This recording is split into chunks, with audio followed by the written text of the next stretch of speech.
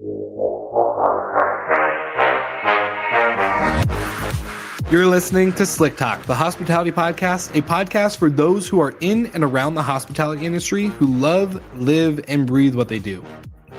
You can join us for candid and unscripted conversations with hospitality experts and founders as we go deeper into their personal stories while they're sharing their triumphs and trials that got them to where they are today. I'm your host, Wil Slickers, and you're listening to an episode of Slick Talk, the hospitality podcast. Now, let's begin.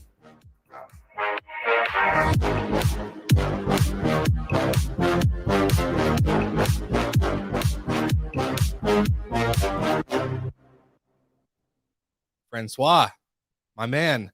All right, everybody, welcome back to another episode of Slick Talk, the hospitality podcast. I'm your host, Wil Slickers, and I have the amazing startup founder, Francois of Enso Connect on the podcast today. So I'm super excited to have you, my man, and it's so good to see you once again. How are you?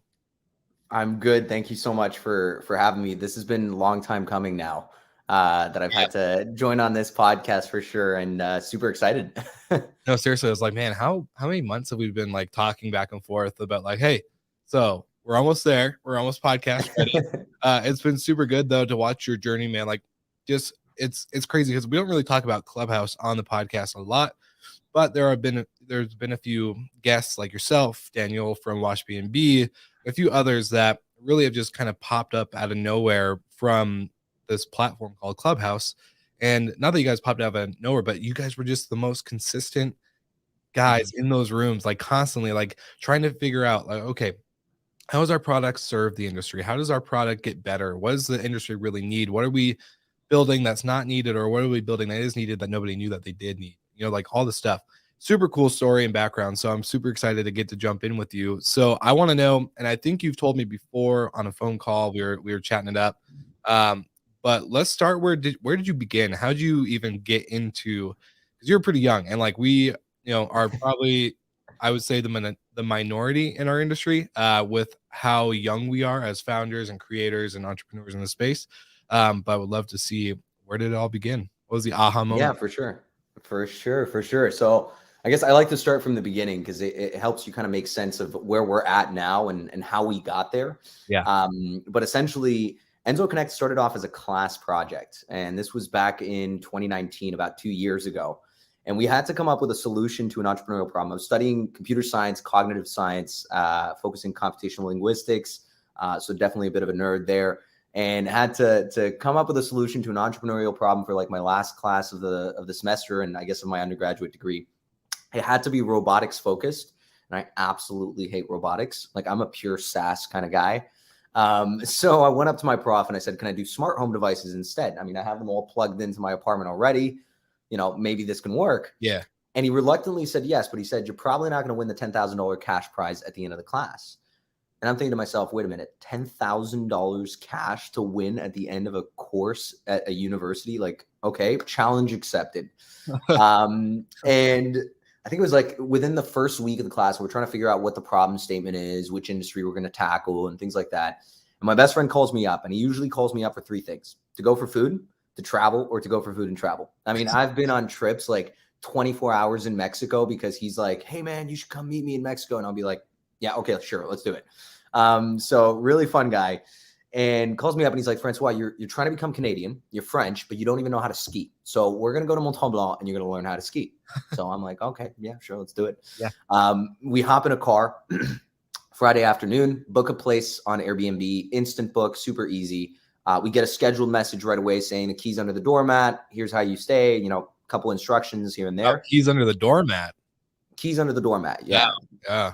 Pretty safe approach, I guess. It's Canada, so people are nice here. I think there's a, I forgot.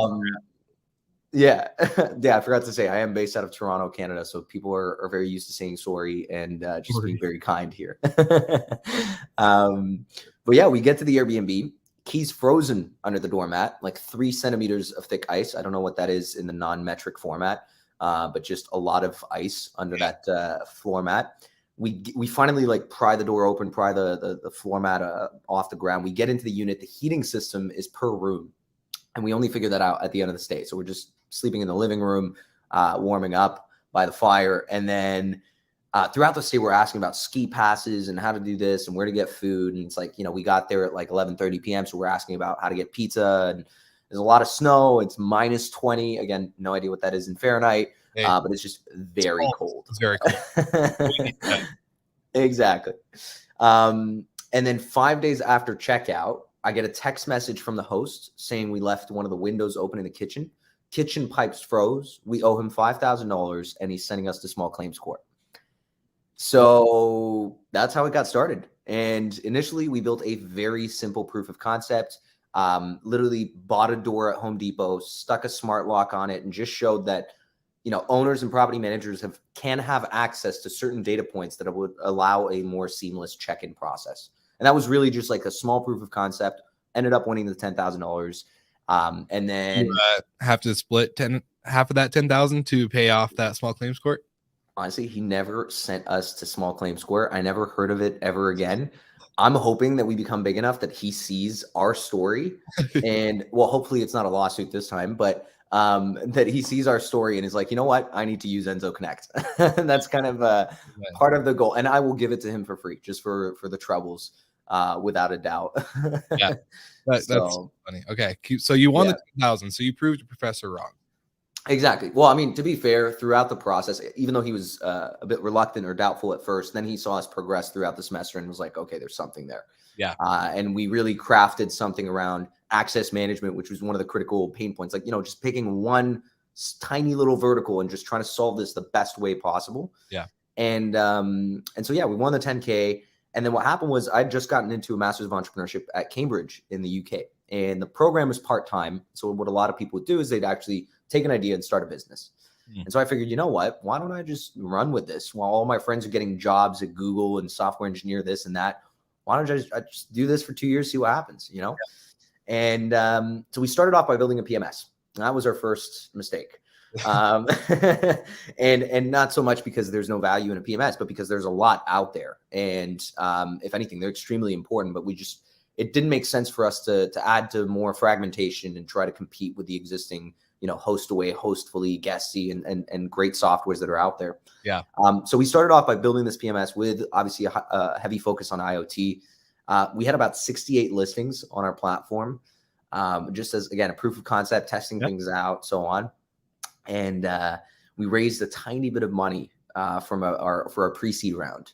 And within 7 days of getting our first check, Trump closes the borders. It's, part of my French, a shit show for the hospitality space. Yeah. I don't know if I can swear on this podcast, but okay, good.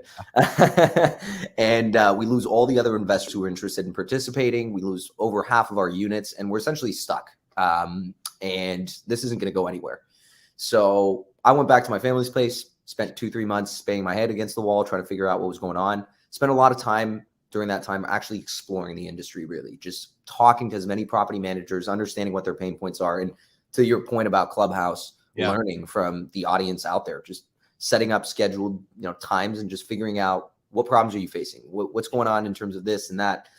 And what we realized was, while the problem that we were solving was the same, the approach to solving that problem was completely different.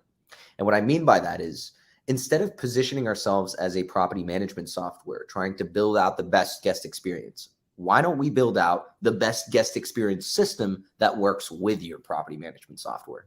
And so that was kind of the pivotal moment to Enso Connect. And since then, we've scaled to just over 12,000 listings. Actually, I was just in France. I just got back on Sunday, and we just closed another 750 listings. So we're now at 12,800 listings on the platform. So it's been exciting, to say the least. 18 different countries, processed over 80,000 different guests in those different countries, and just learning a lot from our existing users, so we can optimize the beta and then launch a very big product in the next couple of weeks or months, TBD. Yeah, of course. Dude, that's incredible, man. Like, and I have a couple questions just from your story, and I've been writing them down. Yeah. And I'm curious to know, just because, one, we're young. So I'm going to bring up that point a couple of times, just because I think a lot of people our age definitely get that mindset of, okay, graduate high school, go to college, buy a house, get married, have kids, the dog, the, you know, promotion, all that stuff, right? what made you go, I'm going to take the risk. I'm just going to run with this. Like, why didn't you follow your peers after, like when you were going to Cambridge, when you're like, you know what, I'm going to run with this for 2 years and see what happens. What Yeah. was that mindset for you? Listen, I've always taken risks. Like, I think my family knows that quite well now. Is I, I was the troubled child who always took the risks. But you know Yeah. what? Sometimes it pays out. And I have a huge passion for travel, and I know a lot of people say that as sort of a hobbies and interests on their resume. But Yeah. really, like for me, there's you feel like a child when you travel and you're not in your comfort zone. Everything feels completely new, and it's experiences that I've had the opportunity, the chance to get, that I'm hoping a lot of other people can have. And I think the travel industry is going through such a huge shift, not just from a technology perspective, but also just a generational shift, Yeah. where owners and property managers are now younger, guests are even younger, and they have different expectations. And I think, this is something we've talked a few times, Will, on Clubhouse and things like that. But if you can empower property managers to automate and personalize the predictable, they Yeah. can focus on working on their business, not in their business. For sure. When I hear property managers still dealing with, getting the keys to the guest, Yeah. or answering messages like Wi-Fi passwords and answering messages at 2 a.m. that are just so frustrating. There's something to be done so that they can focus on creating a memorable experience, or I think, if I'm not mistaken, as you say, creating a destination. Yeah. So yeah. No, dude, it's so true. It's so true, because of the, like, people get mad at me when I say, when our property management like company, we're not messaging guests all the time. Like, I rarely get a message from a guest, rarely. And if we do, it's like, you just didn't read the instructions before. All you have to do is kind of reiterate it in a smaller version, and you're pretty much good to go. Yeah. The rest of the time, it's usually, hey, like, we love the easy check-in. Where's your favorite this? Where's your favorite that? Not the stuff that's on your guidebook or listed in the house, but like, where is like the secret spots for this? Those are fun. Those are great messages to Yeah. get. And I love that you just like, I could tell that you like to travel. It's not like a resume thing, because I've seen your Instagram, and you're not like a traveler as in like posting suitcases and your feet up at the you're like posting the culture and the experience while you're there. It's really cool. And I love that you capture that, because it does kind of give everybody the, I guess, perspective of, okay, like, this is a lot more fun. A lot of people, I think, look at travel now, or have looked at travel before COVID, as more of a chore. It's like, to pack the same suitcase again, and whatever it may be. So yeah, it's pretty cool to see that you get to fully experience it like a child again, which is really fun. Yeah. But New countries, new cultures, so many new things to explore. Like, yeah, I think we're pretty isolated, and COVID has definitely, enhanced that a bit more when it comes to, just being at home all the time. So having that sense of curiosity is always triggered by traveling.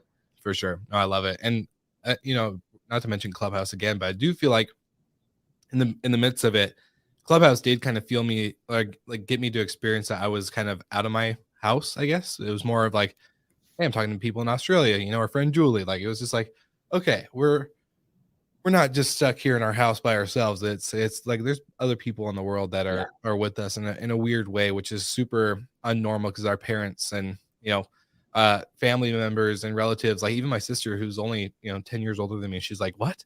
You're talking to people in Australia and UK and Ireland? And it's like, yeah, all the time. It's completely different. But I have a question for you too, going into kind of your experience. So with you creating Enso Connect, you discovering with all these other property managers around the world, do you feel maybe like you not being an operator, you not being in hospitality before this this whole business and Enso Connect and the creation of it, do you feel like it's been a hindrance, or do you feel like it's been actually a benefactor to you in order for you to serve the industry in a better way with Enso and what you guys are doing?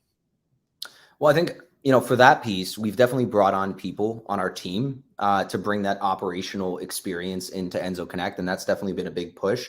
On my end, again, we're focused on the guest experience. We sell obviously to property managers and hosts and things like that, but we're focused on the guest experience. And this isn't just based on what I would ideally like as a guest experience. This is interviewing hundreds, if not thousands, of guests who have used short-term rental platform and are hesitant between using Expedia because they think there's more hotels and they want to go that way, or Airbnb, and understanding what what that shift is as well in the new generation of people traveling. But to complement that, we're bringing on advisors and team members that do have that operational experience as property managers to better understand some of the smaller complex problems. Yeah. And it's all about teamwork. Like it's not just me. It's everyone on our team that gets this done and that builds the software, connects with property managers, learns about the industry. I guess I'm just the one sometimes, calling a shot here and there if there's a debate on a certain question. Right. I love that. It's a good answer. And the guest experience part, I think, this is where, and you'll probably see this if do you know Matthew Loney, CEO of Explory? It's funny you say that because I was just listening to his podcast on your thing yesterday, just to like get a vibe, a bit more of a last minute vibe about it. But yeah, no, these are the kind of tools and softwares and connections that are definitely up our alley. Right. It's the Alexa thing, if I'm not mistaken, right? Yeah, but their concept, which I've really enjoyed like diving into, because I think so often in the industry we get so focused on guest experience within hospitality, but there's other industries that focus on guest experience and memories and being thoughtful and just taking care of their customers, like really just being like, Mr. and Mrs. Smith have been with us for 10 years and I know it's their anniversary coming up. I'm just going to send them a present. We have a $50 budget per customer that we're allowed to spend or whatever. And just those moments where you're instantly able to act on something like that. Not having to be like, hey, this is what we have to do, but it's just kind of just a natural human thought, right? 100%. Across throughout other industries, we don't need to be in hospitality to provide experiences and memories and creating 100%. A quote unquote destination here. So it's really remarkable that, anyone from any industry can come into this space and think of it as a traveler, think of it from other friends and families' experiences that they've had with travel and short-term rentals or hotels or anything like that. So I like that you guys really do focus on that part, because I think it's going to be the big differentiator, especially with, combining tech and people and all the other things you're talking about. Yeah. And I think, one of the reasons why we're so focused on that piece is because the data's out there. The information about everyone and everything is out there. It's just it's being hidden from the property managers, or it's not being utilized in a way that's, appropriate. Not appropriate would be the wrong word, but it's not being used well enough for property managers. Yeah. I think, 4 or 5 years ago, the problem that people were solving was calendar synchronization, aka listing management, property management at its fundamental base. Yeah. We've solved that. Like there are channel managers and property management softwares out there that do a phenomenal job at synchronizing calendars, updating reservations, dealing with sort of the more operational complexities of managing a property. Yeah. Now it's time to personalize that experience. It's no longer just to automate it and just create triggers to have a basic package. It's personalizing it. And I think the only reason hotels have been so good at doing that is because they've hired people. Yeah. The only reason they haven't been good at reducing their costs with that is because they can't innovate as fast as this industry. 100%. So let's learn from the hotel industry and apply our entrepreneurial and innovative techniques that we clearly have. I mean, after all, a hotel owner is not as much of an entrepreneur as a vacation rental manager. So that's where I kind of see this industry growing way faster in the next couple of years. For sure. And I was actually just going over a study that was done in the industry, and vacation rental managers, their number 2 things for growth were inventory and rate increases, but yet none of them answered that they're going to do in-stay experiences, upsells, experiential packages, whatever that may be. And man, dude, I was thinking, it's back before COVID 2020, if you didn't have dynamic pricing, you were leaving money on the table, right? Yeah. But now everyone's using dynamic pricing, whether it's Wheelhouse or Price Labs or whatever. Everyone's doing it. It's like, oh, you don't have a dynamic pricing software? Weird. But now I'm just thinking, man, if you're not doing upsell experiences, and this is something granted, we're not doing it 100% right now, but that's our roadmap, and we're figuring out, okay, we perfected the pre-stay, the post-stay, not perfected, obviously, but we get nothing but 5 stars. So it's how can we capture the money, the extra revenue, other than increasing rate and growing inventory that's already in our property? We're literally letting money walk out the door by not focusing on experiential packages, upsells. Granted, we do a lot of stuff complimentary because we just want, guests say they're here for a wedding, or they're here for a anniversary or whatever, stuff like that. We we'd love to help and to have fun, but there's so many opportunities for managers to get into that. And so I guess for you with Enso Connect, are you guys going to be, I guess explain the software and the products that you guys offer to property managers in order to capture stuff like that? Yeah, 100%. So we focus on 3 core verticals. The first one is communication, and obviously that's our bread and butter, just because computational linguistics and all that stuff. And our goal behind it is, so it's essentially a unified inbox, and whether you use ours or the PMS does not matter. And our AI runs in the background and starts automating a lot of communication for you. So it's not just scheduled messages; it's AI driven. We use GTP2, hopefully moving to GTP3 soon enough. And this allows. I was just listening to a podcast about that stuff, and so I'm like, we'll have to have another talk. Oh yeah, afterwards. It's fascinating. I mean, I have a friend who just started a company for updating the copy of your listings using GTP3. Now it's still a beta, et cetera. He's kind of shot, but this is insane. Like, it means being able to update every 2 days the copy of your listing, just so that you rank higher on the SEOs or the rankings of the short-term rental OTAs. There's tons of solutions you can build with this. Wow. And so we use that. And then we plug in our own custom sentiment analyzer to it, and we get the context and the sentiment of the conversation. So we don't only just automate a lot of conversations for you, but we actually start categorizing the guests for you. And this is a huge part for the second vertical. So the first one was communication. Second one is an experience marketplace. Now, these can be services, upsells, or experiences, and can range from pretty much anything you can think of. I mean, the way we're currently approaching our beta is we go to a property manager and we're like, what is the ideal guest experience for you? What do you want to design from step 1 to step 10 or 11 or whatever? And we'll just plug all of that in the communication system for you. And then the final piece, which was launched fairly recently, which I'm fairly excited about, is the remarketing tool, aka a CRM for the short-term rental industry. And I want to say it's one of the first for the short-term rental specific industry. There are hotel CRMs and so on. I want to say we're one of the first really focused CRMs with that regards, because we allow users to text, email, WhatsApp, Airbnb message, eventually live chat, Instagram DM, and Facebook, all through a single unified inbox, not just from check-in to checkout, but from pre-inquiry all the way to remarketing and closing the loop.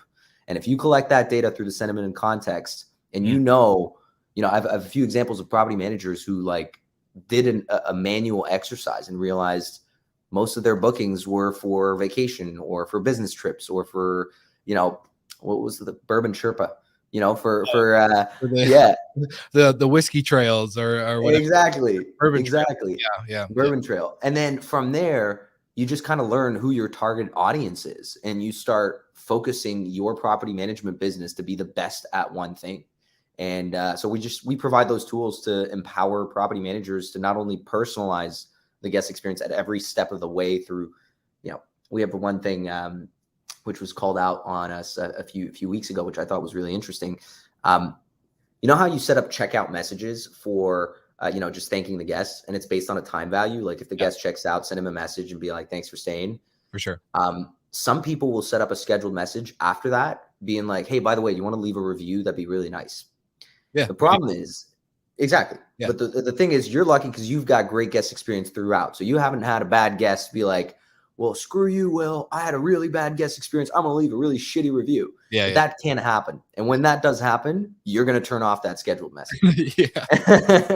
I'm not saying when it will, because I know it won't. But if I've gotten negative reviews on the podcast. I've gotten reviews. We've gotten less. It happens. So it happens. There are those people out there that just hate the world and anything that right, they'll do it. So yeah, exactly. If you can predictively see the sentiment of the conversation ahead of sending that message and make that a condition for sending the message, so that it's no longer just at checkout send a message, but rather if the sentiment of the conversation is going well and the guest is happy and it's checkout and this guy has booked twice, and add all these different conditions to trigger not only messaging experience, but upsells and other personalized items. Mm-hmm. You don't want to just tell everyone, hey, rent a scooter and buy this thing and buy that. And not, it's not personal, but if you can send them a text message and it's their anniversary and you're like, hey, want to, book this, I don't know, something, honeymoon, whatever.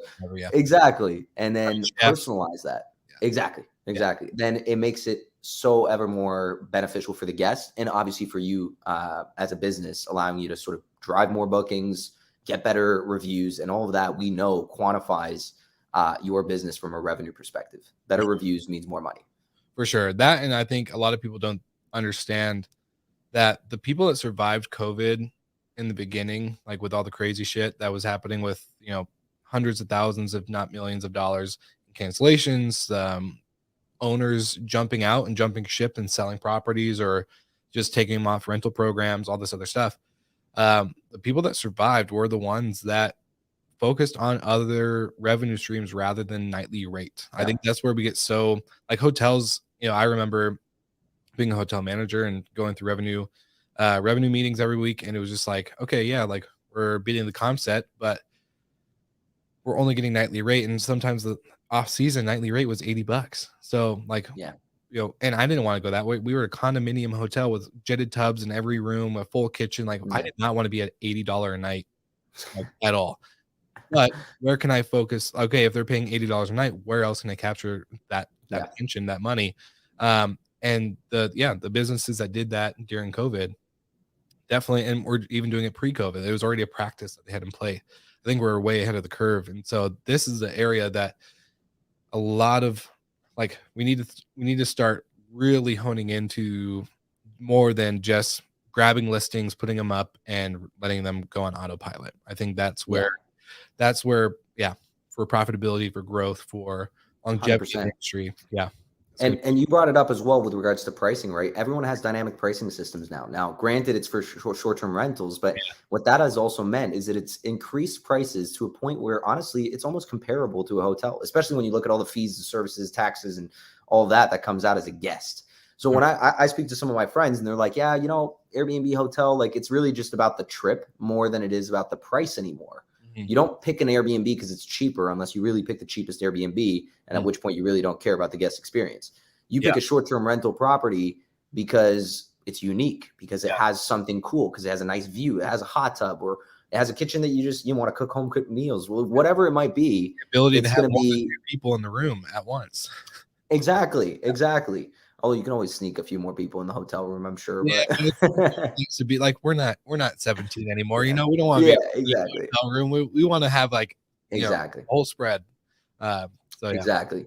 And so because of that, I think one of the things that we're seeing is, not only the generational shift of travelers where they're getting younger and younger, and that's kind of just obvious. I mean, that's how life works, but also just in terms of the professionalization of this industry, where property managers and vacation rental owners are thinking more like business owners and not just someone who has a place and, wants to make some spare cash. And that's fine. That's absolutely fine. By all means, that's why the sharing economy exists. But the reason it's being consolidated is because players are realizing that in order to become profitable, in order to grow those margins and, do everything positive financially for the business, it's not just setting the price right. It's not just making sure there's no double bookings. It's also making sure that the guest has a phenomenal stay. And when all three of those ingredients are together, then you kill it. Amen. Then you're killing it. I love it. Amen. Well, I have a couple like founder questions for you that I've been thinking of just during the conversation. And so from start to finish, granted, I know you're not finished. You guys are just getting started. Like from the beginning, give me some insight. What's been the hardest thing that you've faced so far creating Enso Connect? What is it? Getting in front of property managers? Is it building out the solution? Is it like maybe even on your own personal entrepreneurship journey? Is it the amount of hours? Because I know you. I've seen your Instagram. You're there early. You're there late, and you're like me in a lot of ways. We're very similar. Where we're kind of obsessive compulsive. Where it's like, all right, this is it. This is all I'm focusing on. Have a little burst of fun here and there, and then it's back to work. So exactly. What's been your biggest overcoming? There's definitely a few. I mean, the pandemic was one huge one. I mean, at that point, there was no room it didn't feel like there was any room for a new business in this space. And it didn't feel like it was a good time to start a business in the hospitality space. I mean, everyone was saying no.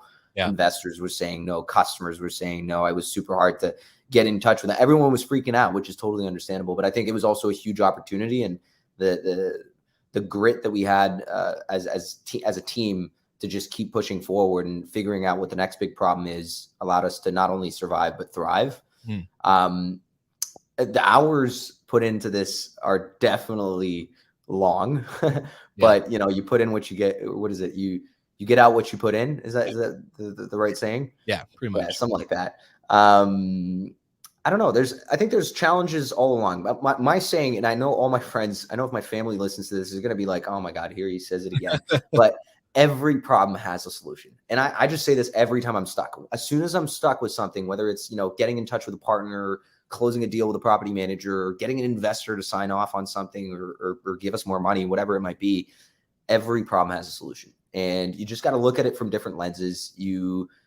One of the things, I have the best relationship with my co-founder because we solve everything with logic. As soon as we disagree on something, and we disagree on things, Yeah. which is great. It's like this sort of a yin and yang balance, if you will, is we just draw a decision tree. What are all the potential outcomes? What happens if we do this? Yes, no, maybe. Yes, no, maybe. And we kind of just draw it all out and then work our way back to the top to figure out what the best decision is. And so yeah, there have been challenges partnering with certain companies. There have been challenges getting in touch with certain large property management companies that I'd like to work with.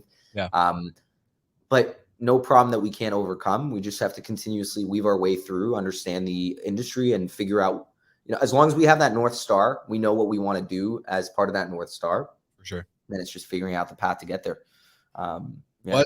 What makes you think where did you learn this? Was it always instilled in you? Was something like when you were, growing up, was this how you were raised, or was there a particular moment in your life where you're like, I'm going to shift, or I'm going to be better. I'm going to do this. I'm going to have that drive. I'm very curious to know this type of stuff with my guests, because it's very fascinating to see some people be completely in poverty, trying to get out, and then just completely create a new person basically, versus, they were just naturally born to do what they're doing. And, I'm always fascinated by it. So I'm kind of curious for you. Was it a natural? Were you born like this, or do you think there's I don't know. I think a huge part of it is my education, the chances that I've had, thanks to my family, definitely. I grew up in France. I grew up in New York. I grew up in Toronto, in England. And so already had that sense of travel, but more importantly, adversity as well, to a certain extent.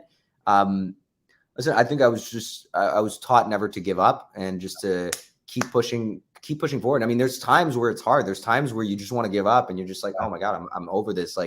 But you take a break and you rest up and then you get right back into it the next day. And again, it's maybe me being too laser focused on that North Star. So let's hope we get there. But yeah, I wouldn't be able to answer that question, to be honest. I think it's a combination of nature and nurture. It's and definitely the environment of being in this hyper innovative space and seeing people continuously push the needle forward. Yeah. If anything, it motivates me even more. I mean, when I see companies do amazing things, I'm like, why can't I do that? Why can't we do that? Why can't we bring this into the short-term rental industry and professionalize it like hotels have? And why couldn't Enso Connect be a leader towards that? So yeah, it's a combination of a bit of both, I would say. I like that. It's a good answer. It's a good answer, man. It's just something that's very fascinating to me. It's very, it shows a true sense of character for a lot of people. And that's what I really want to, the podcast to focus and capture, is that, it's not just people coming on the show to talk about companies and products and services. Yeah. It's talking about real human shit that matters.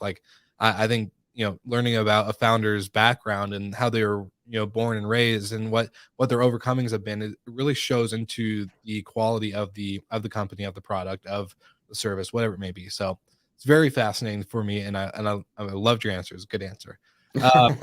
My well scripted. I had it written down right here just in case. I'm joking.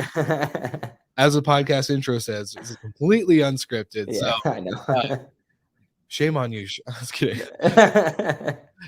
My final question for you is, what's next for Enso Connect? Where do you guys, with that North Star in play, with you guys constantly trying to innovate and challenge yourselves, what's the, I guess, next chapter? We're getting close to 2022.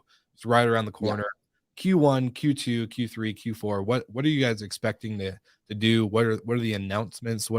Maybe you can't share anything, but where do you see this going? What's the next big leap? So right now we're working with very specific property managers in kind of a closed beta. We're bringing on property managers, essentially scheduling an hour-long consultation, figuring out what they want to see for the guest, step by step and building it out. We're collecting a lot of information from these different partnerships, I would say, with property managers to better understand how we can optimize not only onboarding on our software, but also just all the different features and values, which experiences are usually set up. How can we make that as seamless as possible? How can we make sure that this isn't just another software that you have to add to your tech stack? How can we make sure that this plugs in a way that's smart, seamless, and easy to use? And that's going to be the case for the next couple of weeks, next couple of months. 2022 is the year for Enso Connect.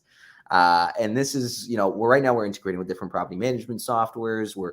We're staying quiet, we're doing our thing and making sure that we deliver the best guest experience. 2022, our goal is to make sure that we can onboard any property manager, be PMS agnostic, and work with all of the tools that you already use, whether it's a noise control device like Noise Aware or Minute, whether it's the smart locks, Nuki, Schlag, whether you're using an access management software itself like Aperto, or really any different systems and combinations, bringing that into a single play for you to deliver the best guest experience, but working with your property management software, not conflicting whatsoever, syncing all of that information and delivering the best guest experience. I'm going to say that a couple times. I'm a fan of it. And the fact that you guys have a little bit of AI in there makes it very interesting because I don't think that's our secret sauce. Yeah, I was gonna say, I don't think there's many in the space that are using AI. And so, it's very, very exciting. Slick Talk is getting into AI in a couple areas. So it's very again, we're gonna have to have this conversation offline.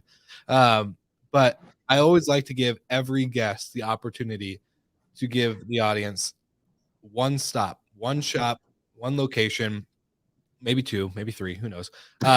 Where's the best place that anyone listening to this podcast can be like, I want to either connect with Enso, with Francois, I want to learn more. Where can they go? Where's the best place to send people? So I'm not going to give my personal meeting link because I know this gets a lot of views and I'm really scared that you guys are just going to blast my meeting link. I did it on Clubhouse once and my whole week was booked. And I was just like, well, there goes that. But if you guys want to get in touch with us, you can definitely go on our website and click the sign in, sign up, contact us forms that are kind of everywhere, and reach out to us and we'll get back to you within the same day. And again, right now, our goal is really to learn from property managers. We're not at all about we need to make money, get on our tool, start paying, et cetera. It's really just you come up to us and you say, hey, these are the problems that I face. This is the guest experience that I would like to have, but it's either costing me too much money or I don't know how to build it in a way that's scalable.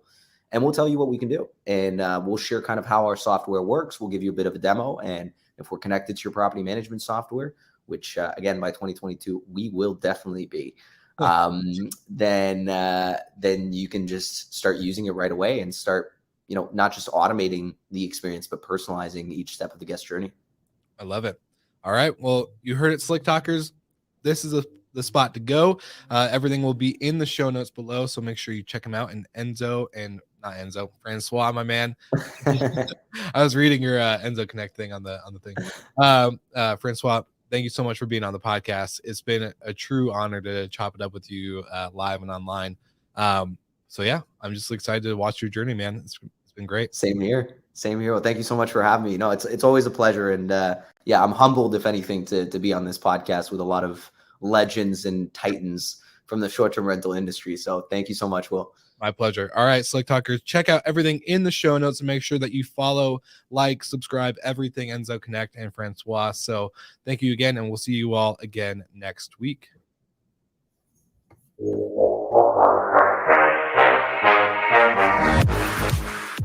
Thank you so much for listening, and thank you to our show partners for making Slick Talk, the hospitality podcast, possible.